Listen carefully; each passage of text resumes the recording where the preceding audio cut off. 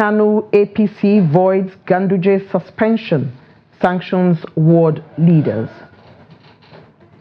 Inflation surges as Nigerians groan over food prices and poor power supply. Traders count losses as fire guts Yola main market. And on the foreign scene, 5 dead, dozens injured as Israeli forces bomb refugee camp in Gaza. Hello and welcome to Trust News Hour tonight. I am Eugenia Abu. The Kano State Working Committee of the All Progressives Congress APC has suspended some ward party leaders who earlier announced the suspension of the national chairman of the party and former Kano State Governor Dr. Abdullahi Umar Ganduje. The leadership of the party at Ganduje Ward in Dawakin Tofa local government area had announced the suspension of the party's national chairman, citing corruption charges filed against him. While reading the ward party leadership resolve, the legal advisor, Haladu Gwanjaganuji, stated that the party had to take the decision to protect the integrity of the party. But APC chairman in Dawakin Tofa local government, Inusa Suleiman Dawanau, told newsmen that those behind the act were caught in anti-party activities with records of their meetings with the ruling opposition party exposed. In addition to their suspension, the State Working Committee, SWC, also sanctioned them for 6 months and set up a panel to verify several allegations against them. The Kano APC chairman, Abdullahi Abbas, said the decisions of the local government party leaders had been adopted. The rivalry between the 2023 presidential candidate of the People's Democratic Party, Atiku Abubakar, and the Minister of the Federal Capital Territory, Nyesom Wike, has heightened ahead of the 98th National Executive Committee meeting of the party. One of the major issues likely to take center stage at the NEC meeting scheduled for Thursday, April 18th, is a question of whether the party's acting national chairman, Umar Damagum, should remain in office or be replaced. There have been calls to remove Damagum and choose a substantive chairman. Damagum, formerly PDP National Deputy Chairman North, became the party's acting national chairman following the suspension of the party's national chairman, Yocha Ayu, by the court in March last year. The court action leading to Ayu's suspension was filed by PDP member Tehide Utang, who based his request on an earlier vote of no confidence passed on Ayu by the executives of his ward, Igerov Ward, Boko, local government area of Benue State. Last week, 60 members of the House of Representatives demanded Damagum's exit, adding that a substantive chairman should be picked from the North Central region. Findings revealed that a former governor of Benue State, Gabriel Suswam, and a former deputy national secretary of the party, Emmanuel Agbo, are pushing for the position of the PDP national chairman. The rebound in Naira exchange rates against the dollar and other global currencies is said to be leading to a drop in the prices of some commodities in the domestic market. Analysts at Financial Derivatives Company Limited have said that the Naira, the official and parallel markets, rebounded to $1,260, 1,260 Naira to the dollar and 1,125 Naira to the dollar. As widely expected, the prices of some food items are supposed to have begun adjusting in line with a sustained Naira appreciation. In this report, Newell Thompson visits Utako Market in the Federal Capital Territory and speaks to sellers and buyers of foodstuff to ascertain if the appreciation of the Naira against the dollar has led to a downward review in prices of foodstuff in the market. Here's this report.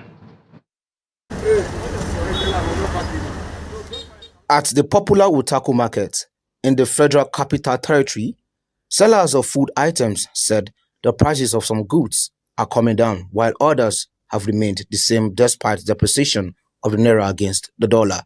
It is still high. The price is still on the high side, so I didn't see anything reduced or anything that has come down. So I'm not sure of that. So my goods, the one I used to sell here is 70,000, like Nigerian rice, 70K. Why foreign rice is 95K. Actually, price of some goods are reducing, but not all.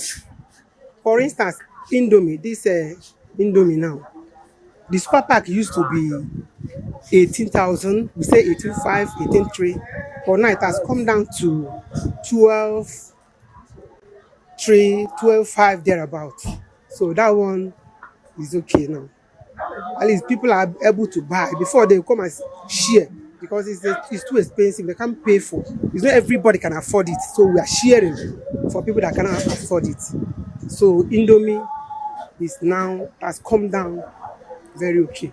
Some goods will not just come down like that because people have to say the way they put it. You understand? So that is just so I have to buy new one for me to be able to sell the current price. However, buyers of food items said things are getting even more expensive despite the reduction in the naira to dollars exchange rate. You never reduce, the thing increase more and more every day by day. Like bag of rice now is 80,000 naira. 80,000. Bag of gari cost well. Even apple where they buy 100 naira before, now 100 naira. Apple is 200, 300. Nothing come down, no, they increase. Even pepper sef.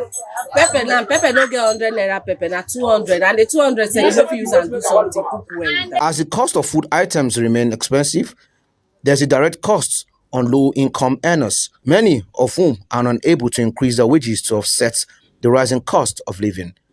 This can lead to reduction in real incomes, a worsening of diets, and growing problems of malnutrition. No, Samson, Trust TV News, Abuja. Amidst the prevalent issues with electricity supply in the country, electricity consumers in Nigeria's capital, Abuja, have expressed frustration over disparities in power distribution linked to the categorization of customers into different bands. In interviews with Trust TV, some consumers voiced their dissatisfaction, highlighting that despite paying significant amounts for electricity units based on their band classification, they do not receive the minimum hours of supply commensurate with their expenditure. Trust TV's Ibrahim Ismail now reports. As per the existing electricity tariff categorization, Band A customers are guaranteed 20 to 24 hours of electricity supply daily. Band B subscribers receive a minimum of 16 to 20 hours of power supply, while those in Band C are allocated 12 to 16 hours daily. However, many electricity consumers in Abuja report that they do not receive power supply in line with their designated bands. There is no specific hour because they flash on like a traffic light. They just flash lights, you go, small time they go bring them. So it's very hard to calculate, say this is the number of hours I getting light. Previously, the amount I used to buy before, they will last longer for me. But when I buy now, it doesn't last like the ones for instance, if I buy a unit of 2,000 naira, it lasts like some day, like 1 week or something like that, depending on what I'm using. But now, if you buy, you know they even reach 3 days, 2,000 never even reach days it will finish. That's my own experience. Definitely I'm from Band A. And the issue of electricity is something that, well, we don't have anything to say, and whatever we see, we take it like that. But light is not definitely constant. Light is not constant because right now as I'm talking to you, since this morning, 3 o'clock this morning, they take light. As they take light up to now, we never see light. It depends.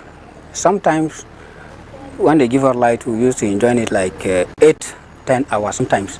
And sometimes it's 5 hours, sometimes it's 3 hours, sometimes it's 7 hours. So it depends.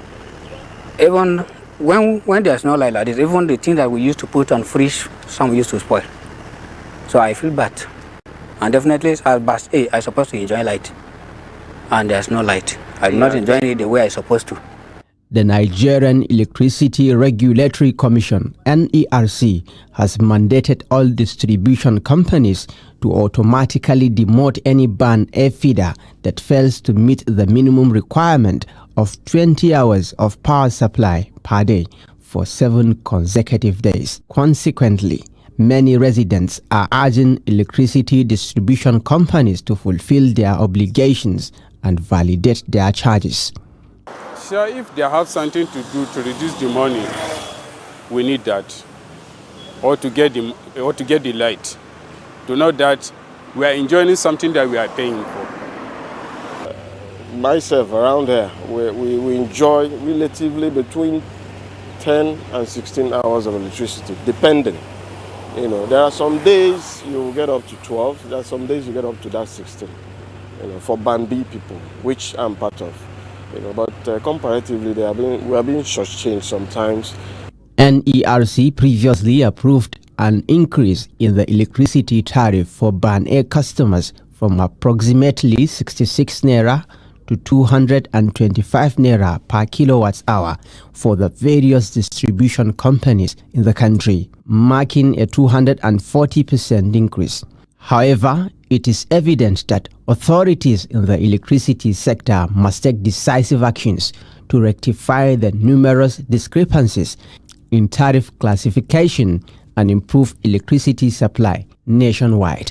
Ibrahim Ismail, Trust TV News, Abuja. The immediate past governor of Kaduna State, Nasir El-Rufai, has alleged that the federal government is now paying more for fuel subsidy than before. El-Rufai disclosed this while speaking with newsmen after delivering the lead paper at a capacity building workshop on enhancing skills of government officials in policy implementation and productive human resource management for political appointees in Maiduguri on Monday. Applauding the policy, El-Rufai added that it is a right policy which he has always supported, adding that, however, in the course of implementation, the government realized that subsidy has to be back. In the meantime, the former Kaduna governor also took a swipe at the critics of President Bola Tinubu's administration over leadership deficit, accusing them of hasty judgment.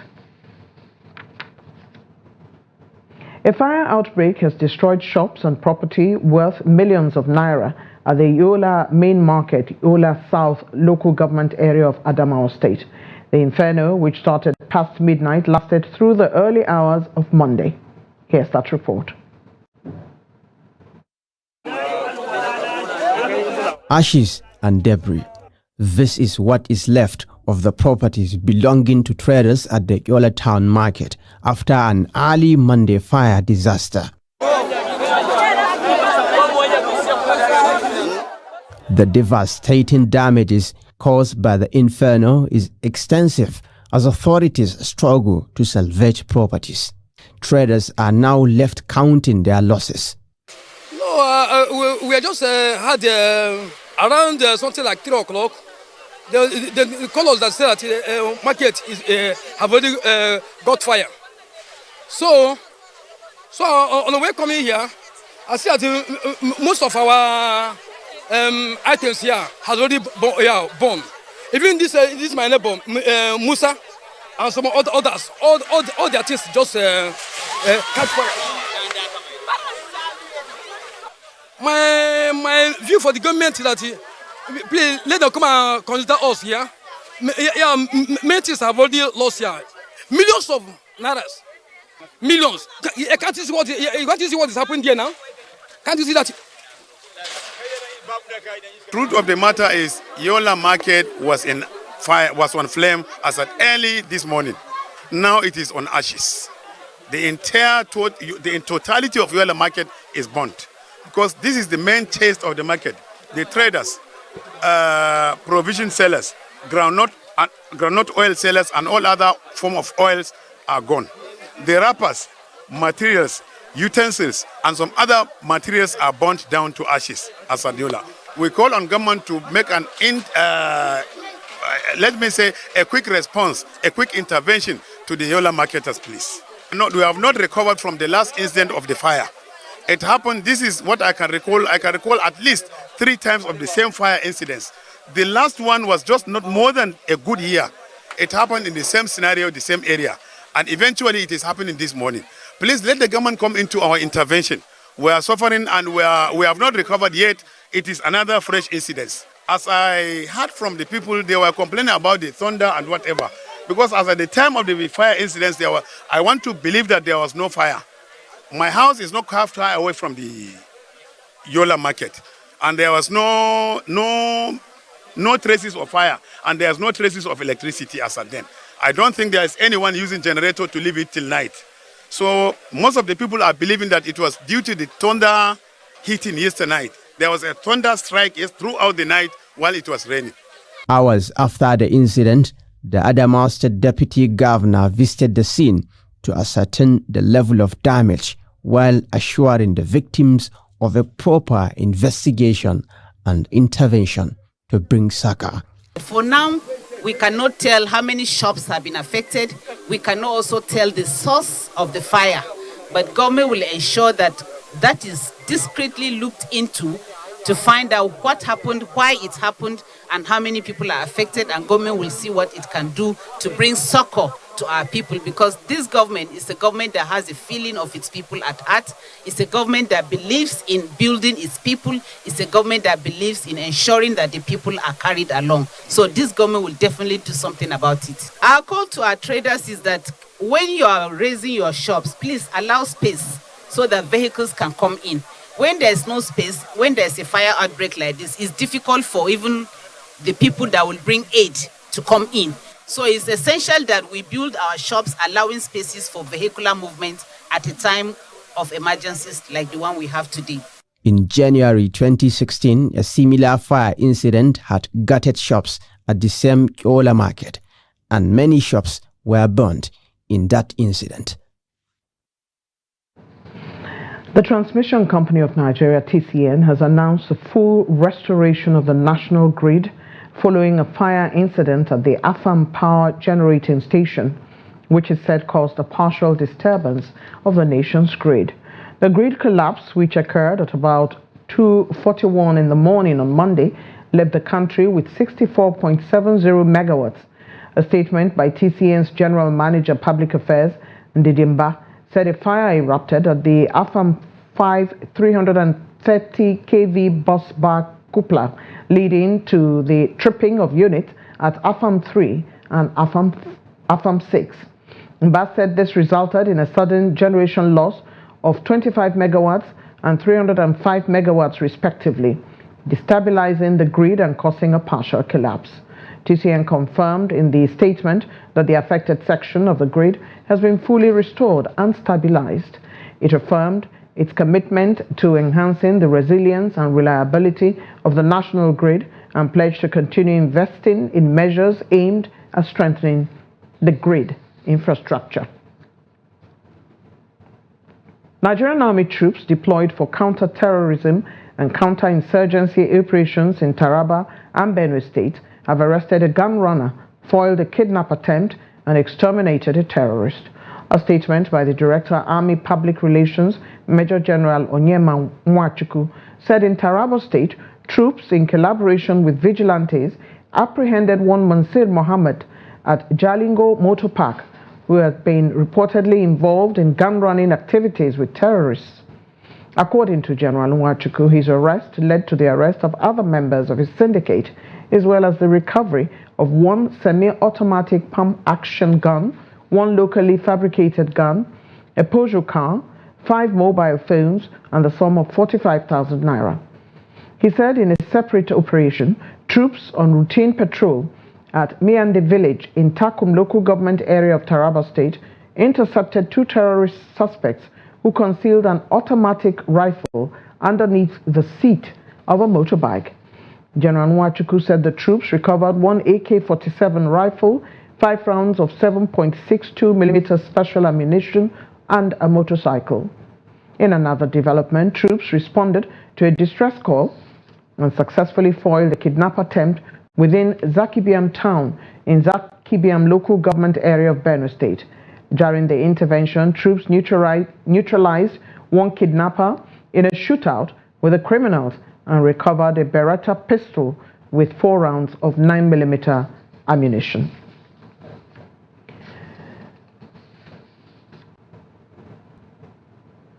The FCT Minister Nyesom Wike has handed over 100 motorcycles to security outfits in the territory. Wike said the gesture was to further tighten the knots against kidnapping and other forms of crime in the nation's capital, especially the hard-to-reach areas. The breakdown of the distribution shows that a vigilante group of Nigeria VGN got 60 motorcycles, 10 each for the 6 area councils. Police got 30, while 5 each went to the Department of State Services, DSS, and the Nigeria Security and Civil Defense Corps, NSCDC. The minister warned that the motorcycles must not be used in the townships, but in hard-to-reach parts of the territory to fight insecurity. While he charged the VGN to utilize the motorcycles to assist the police and other security agencies in combating crime, particularly in the rural areas of the FCT, the minister expressed appreciation to the group for its selfless sacrifices to secure lives and property in the nation's capital. In the rural areas, the vigilantes will use them in the 6 area councils, and then the police, the SSS, and the civil defense will also want to do with theirs. Well, let me caution, particularly to the security agencies. I don't want to hear stories tomorrow that the motorcycles are nowhere to be found again. I don't want to hear such stories. Because sometimes when you give out vehicles, before you know it, the vehicles are no longer there. Please utilize these motorcycles to fight crime in the areas you have identified.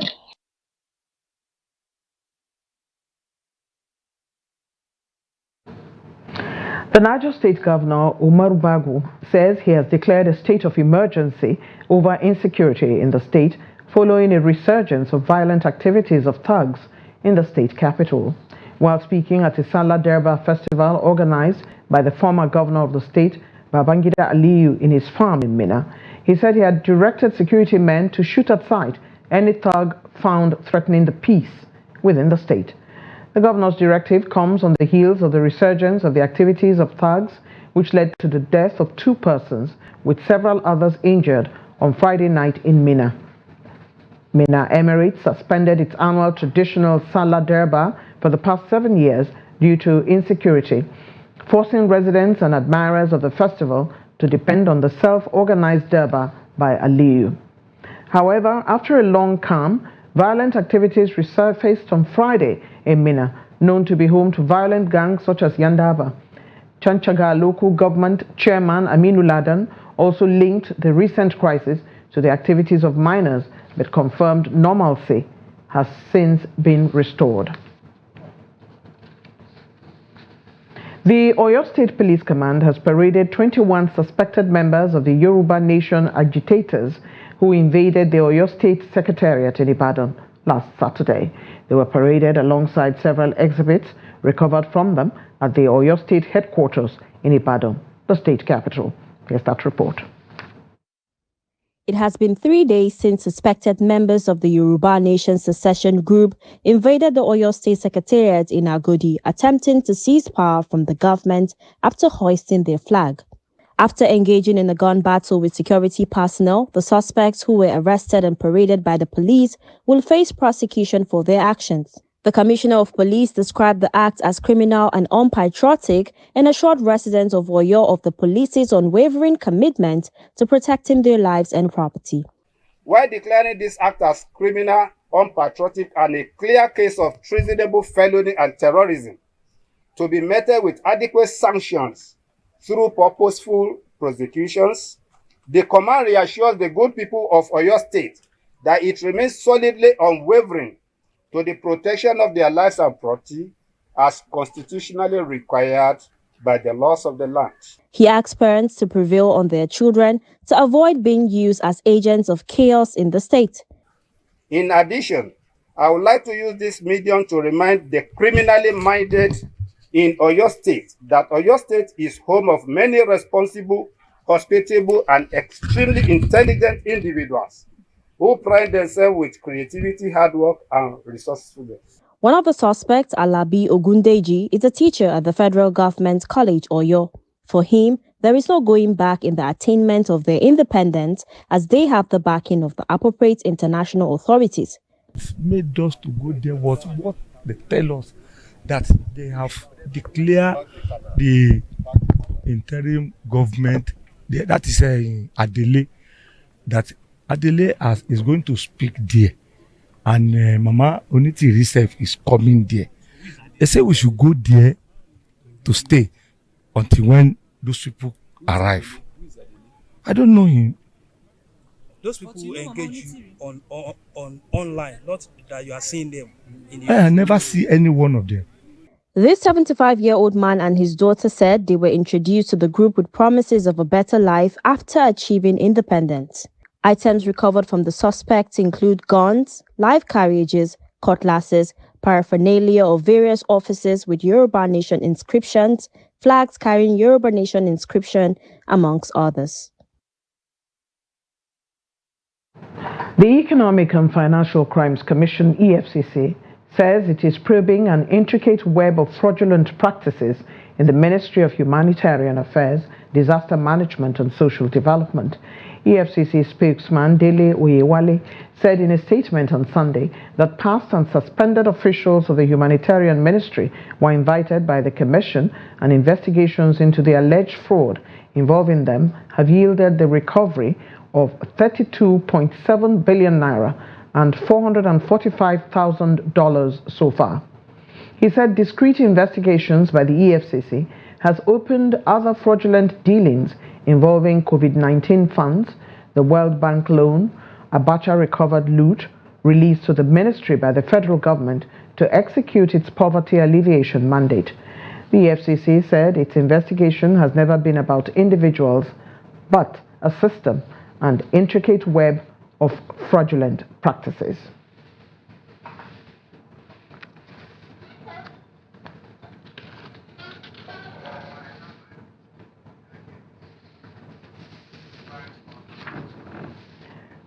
This is News Hour on Trust TV. Work health hazard on the front burner after man dies from a tire burst incident. More news after the break.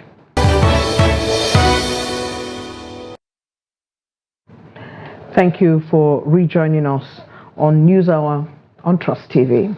Another look at our top stories. Kanu APC voids Ganduje's suspension, sanctions ward leaders. And inflation surges as Nigerians groan over food prices and poor power supply. Moving on now, the Nigeria Labour Congress is proposing a higher minimum wage of 615,000 naira per month in response to the country's challenging economic conditions and the increasing cost of living. The Nigerian Employers Consultative Association, however, says there is a need for a holistic approach in addressing the needs of workers for improved pay as sustainability remains elusive. Here's that report.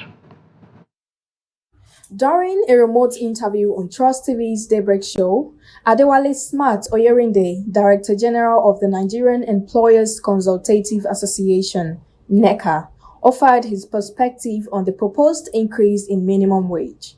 He emphasized that the process of determining minimum wage should not be influenced by emotions or personal sentiments. The process for setting the national minimum wage, we cannot recreate it based on emotions, based on our personal feeling, or based on our own reality. And I must say also that everybody's realities is valid. If I desire 1 million naira as the minimum wage, it is valid. Nobody can question it. If you demand 3 million as national minimum wage, it is valid. Nobody can question it. But within the context of the framework that established the process, that's ILO Convention 131, we cannot throw away that framework and say we want to operate something that is peculiar to us. The Director General also urged the government to prevent the reoccurrence of patterns observed in its actions over the past few years. We suggest strongly that whatever happens, the pattern of the last few years. Government should do whatever it can to make sure it doesn't reoccur. 30,000 was recommended in 2018, effective 2019, but we found many state governments not paying even the 30,000 that was recommended. It was a law. We don't breach the law because for whatever reason.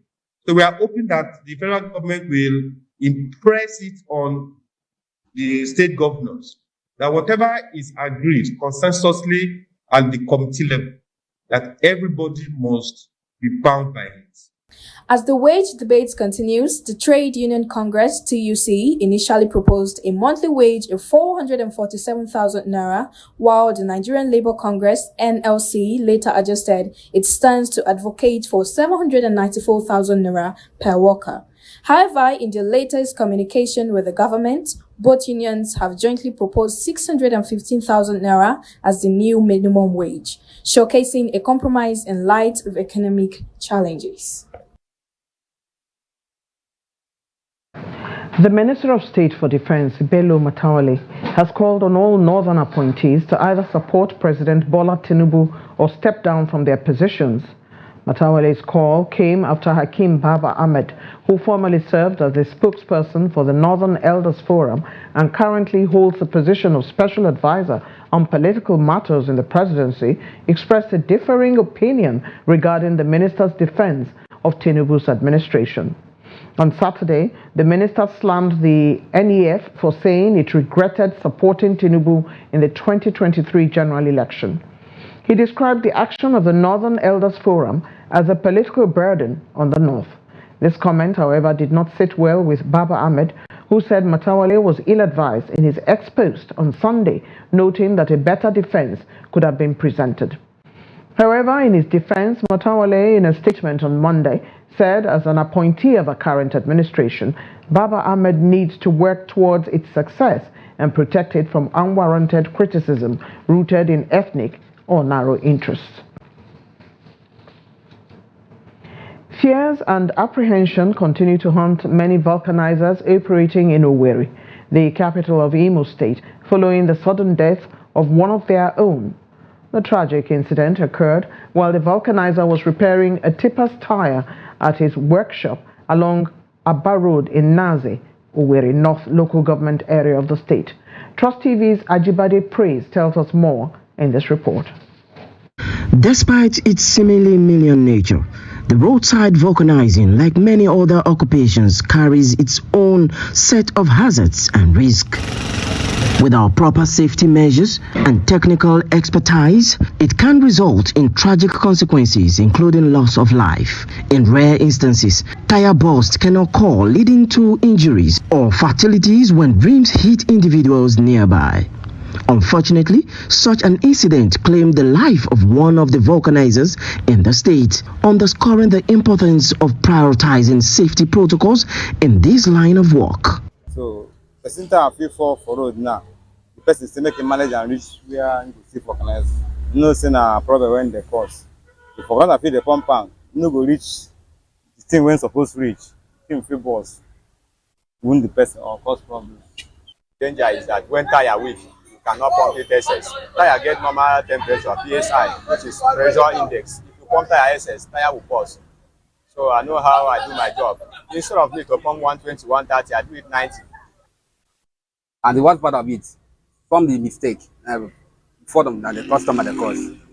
When you tell them that the tire is bad, so you just manage them for them. You can pump the tire started blowing. So not our fault. Despite the modest remuneration they receive for their work, vulcanizers highlight that they incur significant expenses on materials essential for their job, notably fuel for their air pumping machines. While fuel prices may not be exorbitant, the cumulative cost can be bothersome considering their limited earnings from the job. Our colleague that bit there, and the pump and the gym boss scattering head.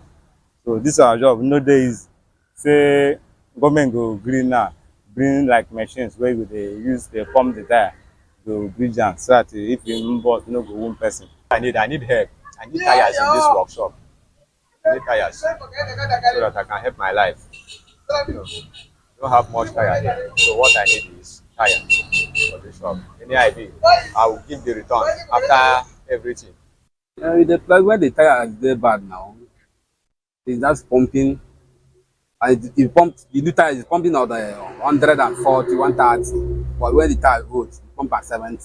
As they mourn and pray for the soul of their colleague to rest in peace, they are appealing to the government at all levels to come to their aid and support them.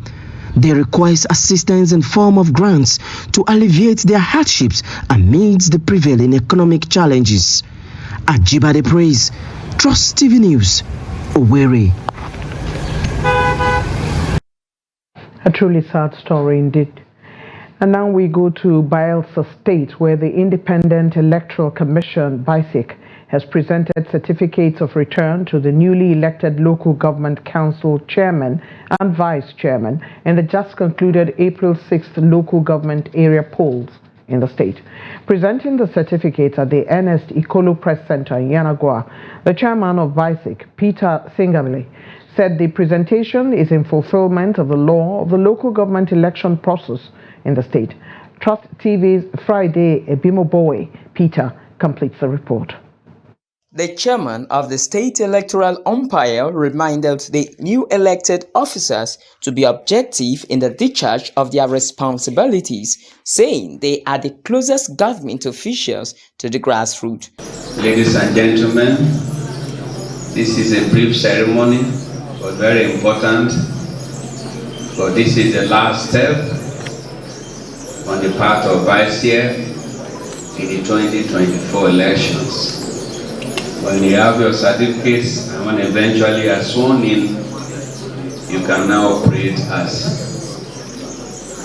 elected chairman of 8 local government areas, and that is the third tier of government, the democratic setup at the grassroots. On that note, ladies and gentlemen, let me once again congratulate those who emerged victorious. Let me thank all of you who have turned up to witness this ceremony. Thank you and God bless. Speaking shortly after receiving their certificates of return, the newly elected chairman of Ekeremo, Kolokuma and Sagbama LGs thanked all for their support and assured of an inclusive term in office. My plans are clean. I want to see that we should have peace, number one. 2, I want to look into the primary schools. 3, the health care. 4, about community security. We need peace in our area. To work with the traditional rulers, the youth, and the CDCs of a Keremo local government area. It's an oil-based area. We need more peace to bring the wealth. And I say thanks to the governor and the deputy who has made it possible for us to see. And to my people, by giving me the mandate, will not disappoint them. We are going to encourage agriculture. We are going to engage in youth development through trainings. Yeah, there are a lot of skills that our youth can learn and then make a living for themselves. That will take them off the streets. So we are going to engage in youth training and retraining. We are also going to engage in sports. Sports is another place that can take our youth. And then we are also going to look at our primary health care, our basic primary education. To our people to have more knowledge, especially the girls child. I make sure that they are educated and know that to educate a woman is educating a nation. That is all those I'm going to do and more other ones I will think of. The presentation was witnessed by representatives of security agencies and members of IPAC led by the chairman Simeon Imomotimi from Yanagwa. Friday Ebimobowe Peter. Trust TV News, Yanagwa.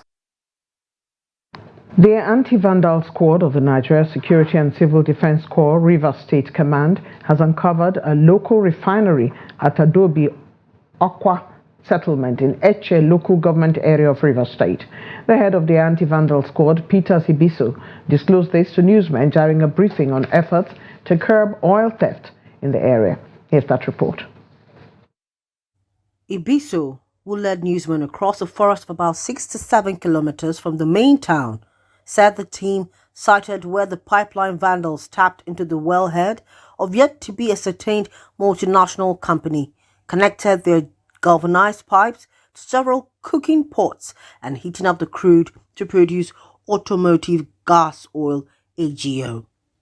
The anti-vandal unit head narrated the modus operandi of the operators of local legal refineries from the point of extraction of crude through vandalism of oil pipelines to cooking in various ovens where the content is subjected to high temperature and transmitted through pipes to reservoirs for storage and onward transloading to buyers. That's the coolant. Behind this oven is the coolant.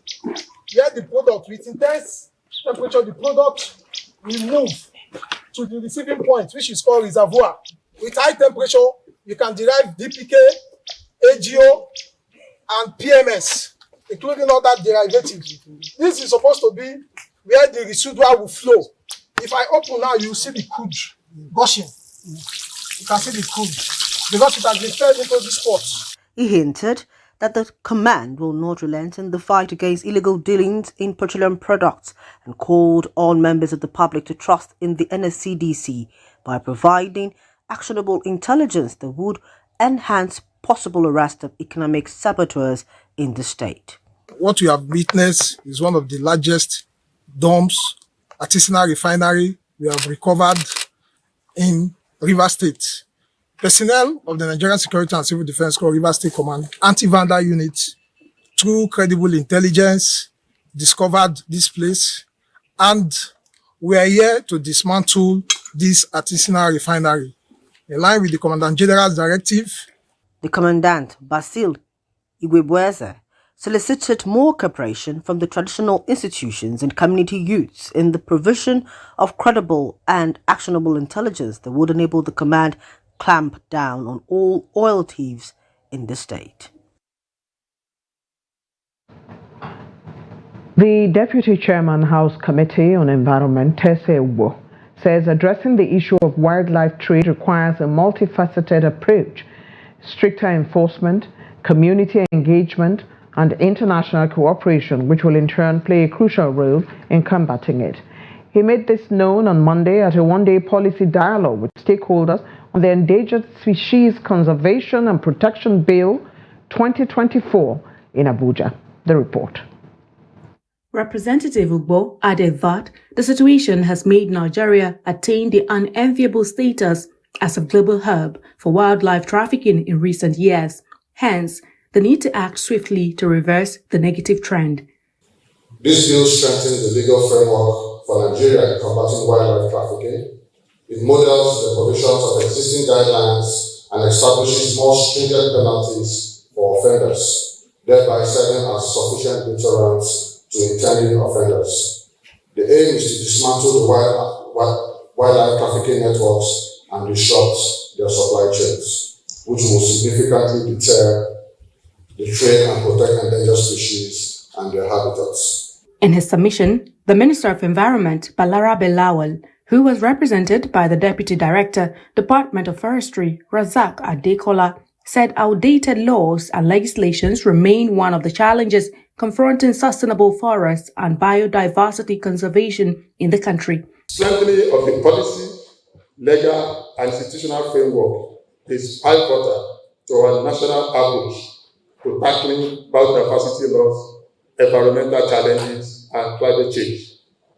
The increasing population, coupled with transboundary crime, particularly wildlife and forest crime, has continued to mount pressure on natural resources.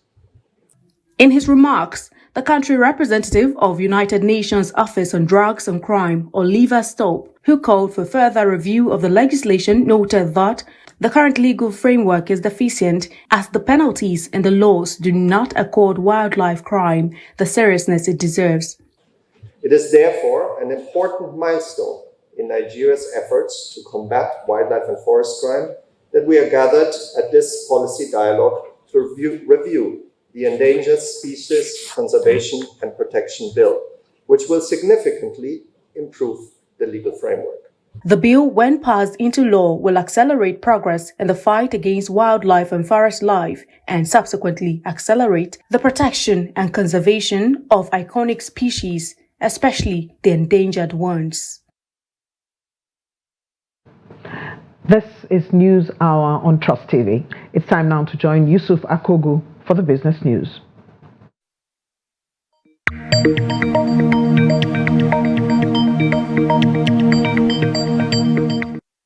Welcome to Business News. I am Yusuf Akogu. Nigeria's headline inflation rose to 33.20% in March from 31.70% in February. Data from the National Bureau of Statistics shows that the figures represent an increase of 1.5 percentage points. Also, food inflation increased to 40%, with prices of garri, akpu, watermelon, among others, responsible for the rise. On a year-on-year basis, the headline inflation was 11.16% higher compared to the 22.04% recorded in March 2023. According to the NBS, food inflation on a year-on-year basis was highest in Kogi, Kwara, and Akwa Ibom State, while Nasarawa, Borno, and Bauchi State recorded the slowest rise in food inflation.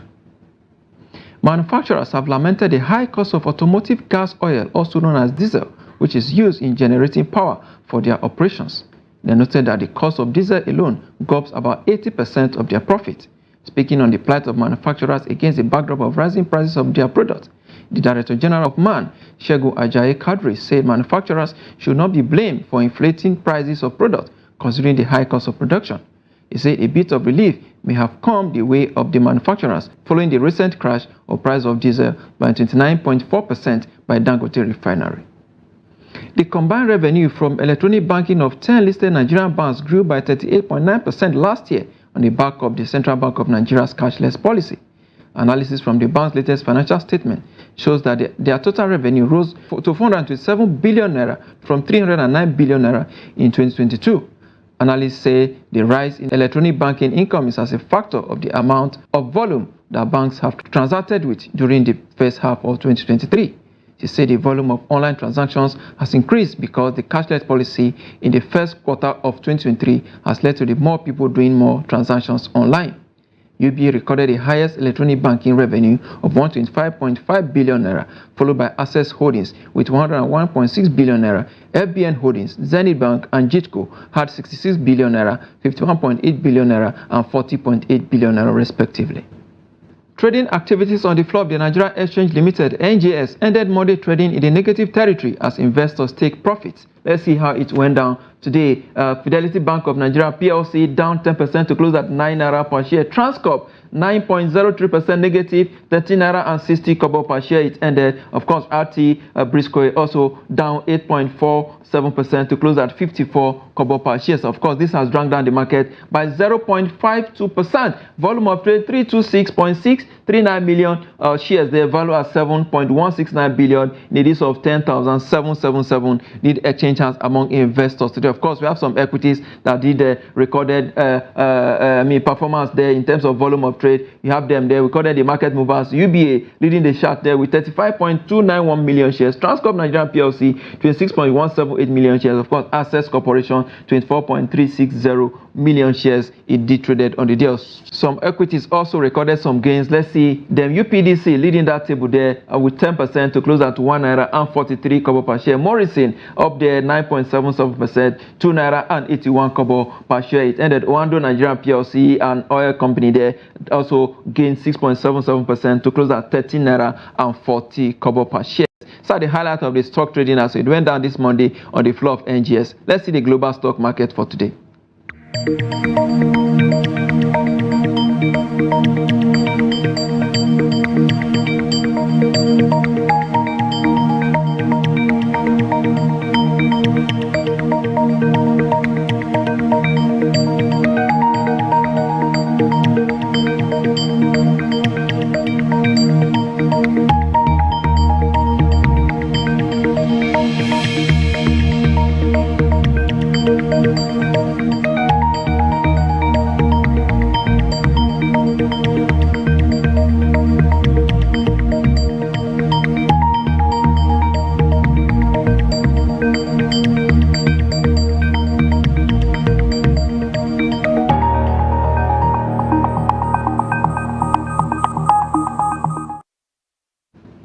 Now to the FX market. Now, Naira maintains stability on all trading platforms on Monday as speculators continue to dump foreign currencies. Let's see today's market data.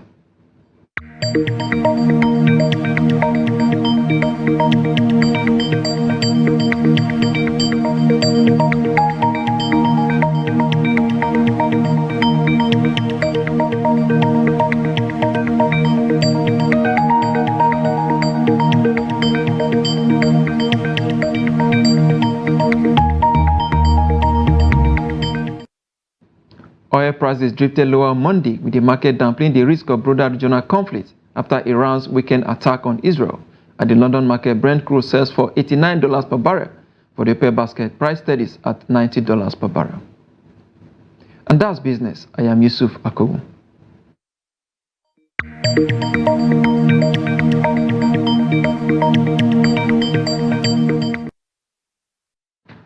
Thank you, Yusuf, for bringing us up to date on business. And on the foreign scene, Israeli forces again bombed the Nusayrat refugee camp in central Gaza, killing 5 and wounding dozens as the United Nations Security Council met to discuss Iran's retaliatory strikes against Israel. United Nations Secretary General Antonio Guterres called for de-escalation, saying the world cannot afford another war in the Middle East. At least 33,797 Palestinians have been killed and 76,465 wounded in Israeli attacks on Gaza since October 7th. The death toll in Israel from Hamas' October 7th attack stands at 1,139, with dozens of people still held captive. British Prime Minister Rishi Sunak says he will soon speak with his Israeli counterpart to discuss ways to prevent escalation in the region. British military jets were part of a coalition of countries that helped Israel shoot down the drones during Saturday's attack. Israeli warplanes have launched an airstrike on a house on the outskirts of the southern Lebanese village of Majdal Zun, according to the Lebanese news agency Mulhaq. It's time now to join our sports desk with Adeni Ajishafe for the latest on sports.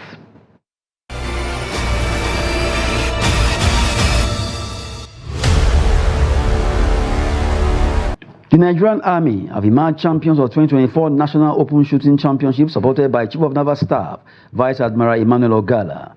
The Army won a total of 10 medals, consisting of 7 gold, 1 silver and 2 bronze, at the end of the 5-day national championship held at the Indoor Sports Hall of Moshood Abiola Stadium, Package B in Abuja.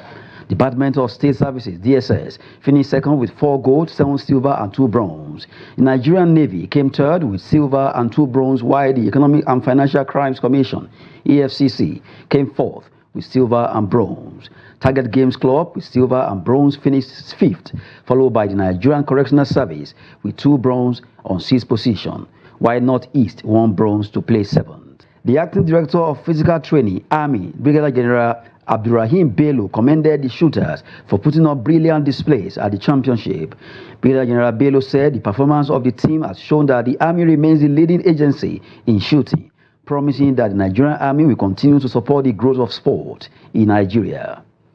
And in beach soccer, the first round of the 2024 Nigerian Beach Soccer League has ended in Kebbi State, with Kebbi Beach Soccer and Kada Beach Soccer playing out a 2-2 draw in the last game of the first round. The game went into extra time and was decided through penalties, with the league holder triumphing 5-4. Goals from Fuad Badmos and Captain Ekene Obi had given the top-ranked beach soccer team in Africa a 2-goal lead.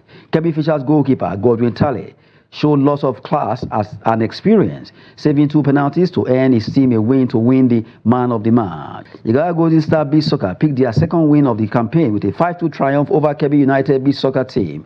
Idowu Akintunde, who scored 2 own goals, converted 3 to help his side to a precious win, while Mustafa Umar and Bagudu Amsa also found the back of the net, with Mondes Joseph and Uzairu Muhammad reducing the tally for the host team.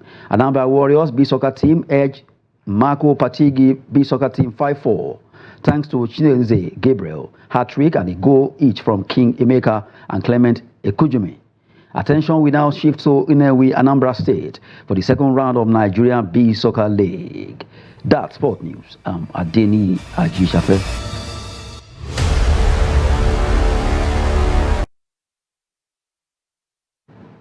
beach soccer and shooting competition, all the exciting news in sports. We thank you, Adeniyi Ajishafe.